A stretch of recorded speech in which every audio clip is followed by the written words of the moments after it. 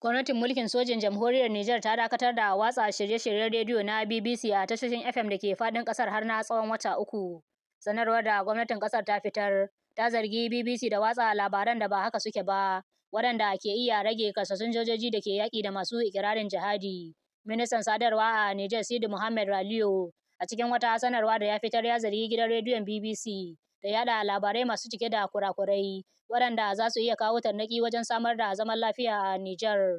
A cewarsa akan haka ne suka ɗauki matakin dakatar da watsa shirye-shiryen BBC na tsawon wata uku a tashoshin FM da ke faɗin ƙasar. A cikin 'yan kwanakin nan BBC a harsunan Hausa da Faransanci da Ingilishi na bayar da rahotanni akan lamuran da suka shafi tsaro, musamman irin gumurzun da ake yi tsakanin sojoji da kuma masu ikirarin jihadi.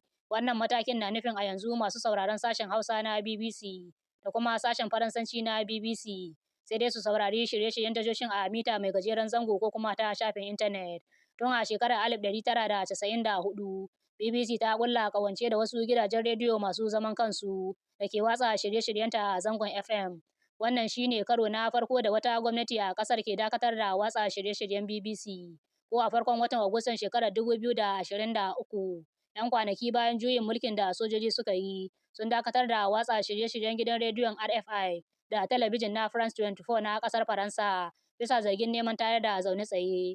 A wani matakin na daban da gwamnatin mulkin sojin ta ɗauka a zaman majalisar ministocin da aka yi ranar Alhamis, ta ƙudiri aniyar maka a gidan rediyon Faransa RFI a kotu bisa zargin kafar da neman haddasa fitina tsakanin al'umma da nufin haifar da kisan ƙare dangi. Tun bayan komawa mulkin soji, hukumomin Nijar sun kama tare da tsare 'yan jarida da ƙungiyoyin fararen hula. Wani abu da ake yi wa kallon salo ne na take 'yancin faɗin albarkacin baki da kuma 'yancin ɗan adam. Ko a wannan makon ƙungiyar kare haƙƙin bil'adama ta Human Rights Watch ta buƙaci hukumomin na Nijar da su gaggauta sako wani ɗan ƙungiyar fararen hula, Musa Cangari, wanda aka kama a cikin wannan wata na Disamba bayan komawa gida daga wata tafiya da ya yi zuwa ƙasar ƙetare. A ranar 26 ga watan Yulin shekarar 2023 ne sojoji suka tuntsarar da gwamnatin shugaban Nijar, Mohamed Bazoum, bayan wani juyin mulki da suka gudanar, inda shugaban dakarun masu tsaron fadar shugaban ƙasar, Janar Abdurrahmani Chiani, ya ayyana kansa a matsayin shugaban mulkin soji na ƙasar. Daga baya Nijar da ƙasashe biyu masu makwabtaka da ita, Mali da Burkina Faso, sun haɗa kai tare da samar da ƙungiyar ƙasashen yankin Sahel AES, tare da bayyana ficewa su daga ƙungiyar ƙasashen yammacin Afirka ta ECOWAS, CEDEAO. Haka nan jamhuriyar ta Nijar ta katse hulɗar dangantaka tsakaninta da uwar gijiyarta Faransa da kuma dakatar da yarjejeniyar soji da ke tsakaninta da ƙasar Amurka. Tun bayan juyin mulkin, Nijar ta fuskanci ƙarin hare-hare daga ƙungiyoyin masu ikirarin jihadi da ke addabar yankin na Sahel.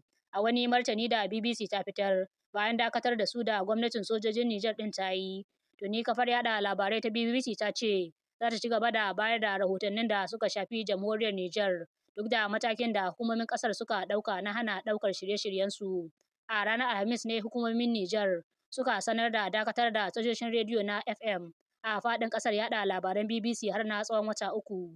Sai dai cikin wata sanarwa da BBC ta fitar, ta ce duk da cewa matakin zai shafi ƙoƙarinta na kaiwa ga ɗimbin masu sauraronta, hakan ba zai rage mata ƙarfin gwiwa ba. Hakika wannan mataki zai shafi ƙoƙarinmu na kaiwa ga masu sauraronmu da ke cike da buƙatar samun labarunmu na gaskiya waɗanda ba su nuna ɓangaranci a cewar sanarwar daga ofishin hulɗa da jama'a na BBC. Muna kan ƙudurinmu na gudanar da aikin jarida bisa ƙwarewa, kuma za mu ci gaba da yaɗa labaran da suka shafi ƙasar ba tare da fargaba ko daɗaɗawa wani ba. Ƙarshen rahoton kenan. Aisha Haruna Galadima, IMS Online TV daga birnin Kebbi a Najeriya. Mataimakin shugaban ƙasar Najeriya Kashim Shettima ya ce Najeriya ba za ta samu ci gaban tattalin arzikin da ake bukata ba sai an inganta ɓangaren makamashinta. Sai ya yi kira ga shugabanni a ƙasar da su ajiye bambancin siyasa domin yaƙi da matsalar da ɓangaren makamashi ke fuskanta.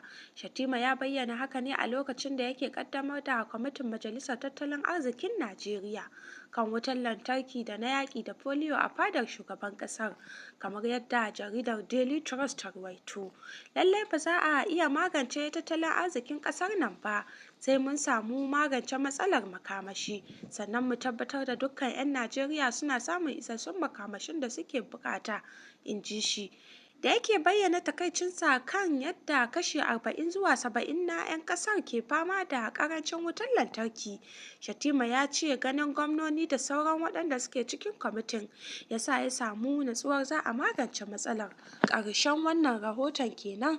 Khadija Hussaini Digi, IMS Online TV daga jihar Kebbi a Najeriya. Kiki kaka ana wata ga wata yau ake yin ta raman miya tsokani mai na ce kun ce a'a to sai ya kenan. IMS ce raba gadama IMS Online TV nake nufi zakekiyar zakakalar zazzakar tashar da aka zakulo aka kuma gina bisa kyakkyawan tafarki da tubali daidai da manufofin al'umma. Lallai ba shakka shin ina wanda ya tafi to ya dawo, wanda ya shirya ya fasa, wanda ya tsaya to ya zauna, wanda ya zauna kuwa to ya saurara. Kafar yada labarai ta IMS shakundunce komai da ruwanka ɗaya a cikin dubu. Don haka kai mai zaman jira kare jiran tsaki ƙara zama kuma ka ƙare shirye shirin shan mamakin ganin yadda kiyashi zai jawo gawar giwa nan ba da jimawa ba. IMS Online TV wato Information Management Service birnin Kebbi ƙorama ce mashayar kowa masu gaskiya kamar littafi.